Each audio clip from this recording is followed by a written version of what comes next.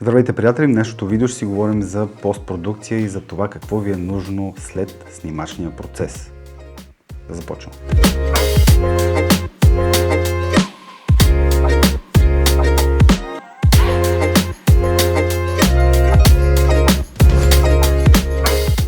Повечето фотографи инвестират всичките си пари в камера и след това сядат и обработват на лаптоп или на компютър, който забива при всяка снимка. Защо се получава така? Защото камерата, професионалната камера, снима в така наречения RAW формат. Какво означава RAW формат? Суров формат, който съдържа много повече информация от стандартния JPEG. Ако обработвате, и според мен един професионалист би трябвало да обработва само сурови файлове и да снима само в суров формат, трябва ви машина след това, която да може да върви гладко, защото работата на бавен компютър е просто ад. И разбира се, както казах в първото видео, че на практика 50% от резултата, от крайния резултат, идва след снимането и съответно постпродукцията. Днес ще ви покажа всъщност какво ви е нужно или всъщност какво ползвам аз и според мен какво е задължително да се ползва след снимането. Започваме с, разбира се, компютър или лаптоп, където да свалите кадри. Ако компютъра ви забива или лаптопа ви е бавен, губиш много часове в обработка. Най-голямата грешка е да избирате компютър по RAM памет или видеокарта. Видеокарта е важна за видеообработката, но в това видео ще си говорим може би малко повече за фотография. Но ще вметнем и видеообработката, защото както знаем, вече на днешно време хибридните фотографии, т.е. фотограф-видеограф, се търсят много повече. За фотография според мен е много важен процесорът и разбира се бързите дискове, така наречените SSD дискове. Ако превключването между снимките и дори при зумване на снимка да се провери фокус, ако ви отнема секунди, да знаете, че това в дългосрочен план ще ви изяде часове от обработката. И разбира се, бързият компютър не те прави по-добър фотограф. Това трябва да се знае. Просто ви прави по-бързи професионалисти. В случая какво използвам аз? Това пред мен е MacBook Air, който е най-ниското с M4 чип обаче. Значи този лаптоп според мен е перфектен за снимки и за някакви кратки видеа. Значи производителността му е брутална. Разбира се, паметта, тъй като това е най-ниското като цена, което съм взел, съответно диска му е много малък и разбира се, съм апгрейднал с едни малки SSD дискчета, които също работят супер бързо. Естествено обработвам и имам и PC, което е сглобялно. В момента не мога да ви кажа точно спецификите, но ето тук някъде, след като ги проверя, ще изкочат. Конфигурацията ми е на около 3, да не кажа 4 години, работи също добре, но специално за Adobe продуктите, маковете работят според мен малко по-бързо. Така, дискове. Следващото нещо, което ви трябва, дискове, SSD дискове и съответно малко по-големи дискове, които са за какво? За архив. Значи, като професионалист не можете да си позволите да губите файлове или да триете нещо, което след това няма как да възстановите. Затова какво правя аз? Винаги след някакво снимане веднага свалям всичките файлове от картата памет на локалния компютър, т.е. на локалния диск, след което веднага си правя бекъп на един ето такъв външен хард. Това не е SSD. Така, правя си един бекъп и след което, когато приключи проекта, си правя архив на един по-голям. Този в случая е 10 терабайтов диск. Защото клиентите губят файлове и така и след време могат да им напишат пазите ли и не пазите ли. Разбира се, вие може да решите колко време да пазите. Аз за момента пазя почти всичко, което До момента съм може би над 30 терабайта информация, но е хубаво да ги пазите известно време, особено ако снимате някакви събития, като сватби, абитуренски и така нататък. Сега, другото нещо, което според мен е важно, но не е много.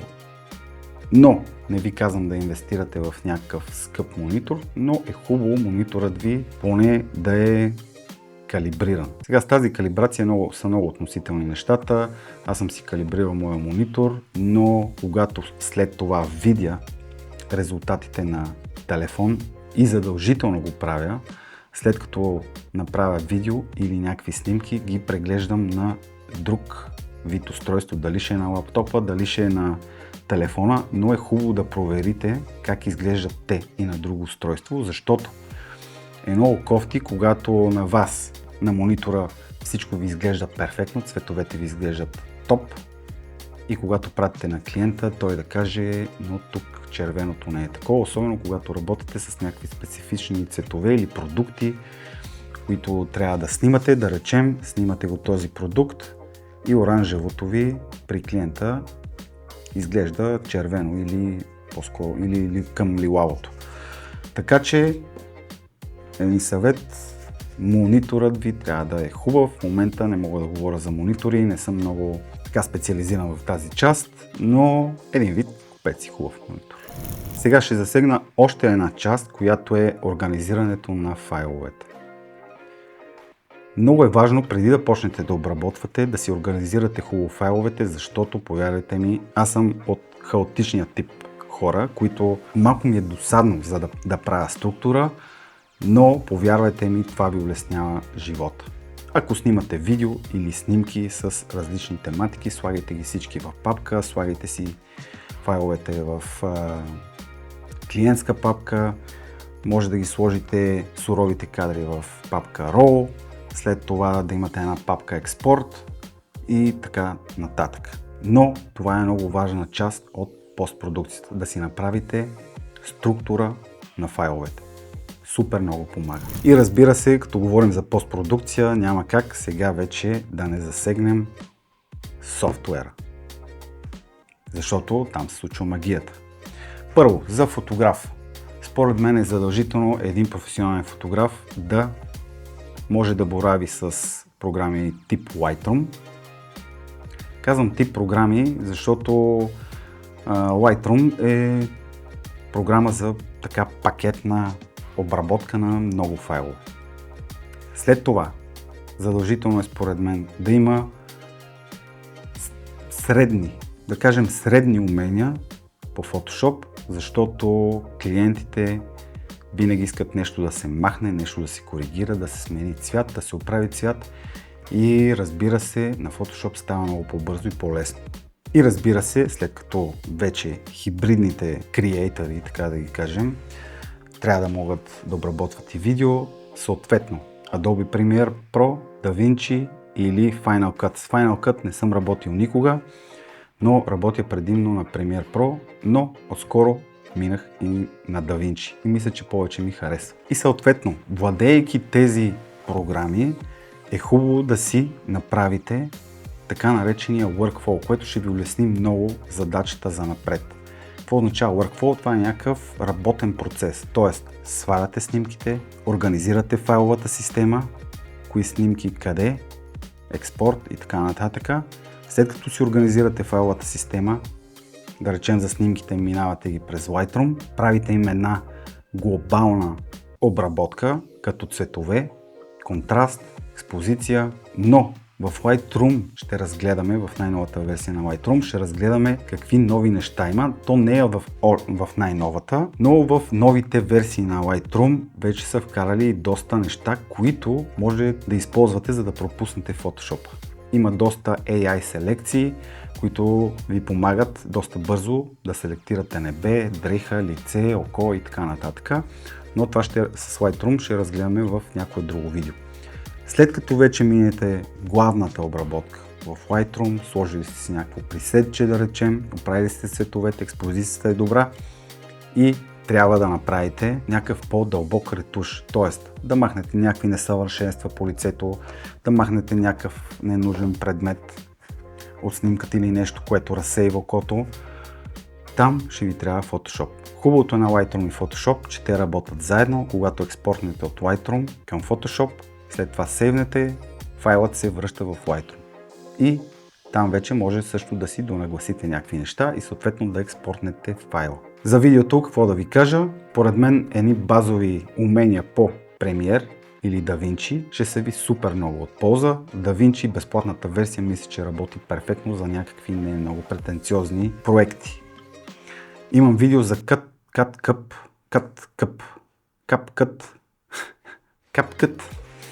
Да, за видеообработка за начинаещи, но мисля да го апдейтна малко и да направя едно чисто ново, вече с по-сериозен софтуер. Разбира се, всичко, което е свързано с някакви визуални ефекти, ще ви трябва или After Effects, или отново в DaVinci, вградения модул Fusion, така наречен. На мен ми е много сложен Fusion, ползвам го за някакви супер прости неща. After Effects го разбирам малко по-добре, но според мен е нужно и някакви базови познания по After Effects. Най-малкото, ако отворите някакъв проект, да знаете кое къде е, да пипнете и да промените. Да речем, ако си свалите някакъв готов темплейт, който е на After Effects, който е, да речем, с лого, текст, вече са направени вътре всичките анимации и да знаете, примерно, как да си смените текста, някакви супер базови познания по After Effects. И така, приятели, към края на това видео ще ви кажа, че камерата прави файла, а след това в постпродукцията става самата снимка или съответно видеото. Следващото видео, в някои от следващите видеа по-скоро, ще ви покажа с изискванията на клиента вече как след като имам познания по тези програми, аз мога да реша неговия проблем. И ще обработим една снимка заедно. Разбира се, в някои от следващите видеа, където ще обработвам снимки, може да се включите и вие. Може да ми изпратите някакъв... Да си направим така един експеримент, нещо ми хрумна. Не да обработвам мой кадър, защото така повтарям... Не, това ще е интересно, но може и да е в друго видео, но на мен ще ми е интересно вие да ми пратите някакъв RAW кадър и да направя обработка по него от 0 до финала. Напишете ми в коментарите или ми пратете директно линк, където да изтегля вашия файл и ще направим едно видео, в което ще обработя един ваш файл. И така, приятели, надявам се видеото да е било полезно. Ако ви е харесало, палец нагоре, разбира се, натиснете бутона абонирам се, така помагате на канала, напълно безплатно е. И така, ще се видим в следващото видео.